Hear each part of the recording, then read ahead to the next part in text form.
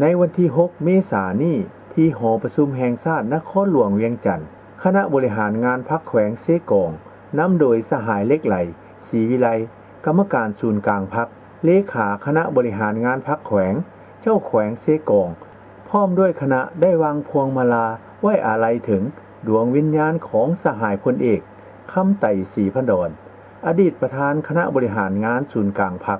อดีตประธานประเทศแห่งสาธารณรัฐประชาธิปไตยประชาชนลาวสหายเหล็กไหลศรีวิไลได้เซ็นปึ้มไว้อาลัยที่มีเนื้อในคำไว้อาลัยว่าคณะบริหารงานพรรคแขวงเซกององค์การปกครองแขวงสภาประชาชนและแนวราวสร้างชาติแขวงเซกอง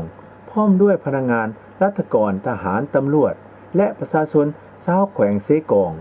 มีความโศกเศร้าเสียใจ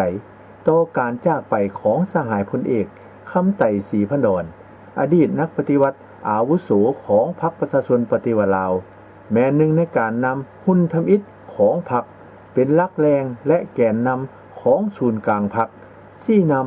นำพาการปฏิวัติชาติประชาธิปไตยภารกิจปกปักรักษาพัฒนาประเทศชาติก็คือเป็นผู้นำหน้าในการจัดตั้งปฏิบัติแนวทางเปลี่ยนแปลงใหม่รอบด้านมีหลักการของพรรคเฮา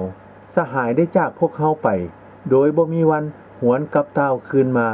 ยังเหลือไว้แต่ผลงานคุณงามความดีที่สหายได้สร้างไว้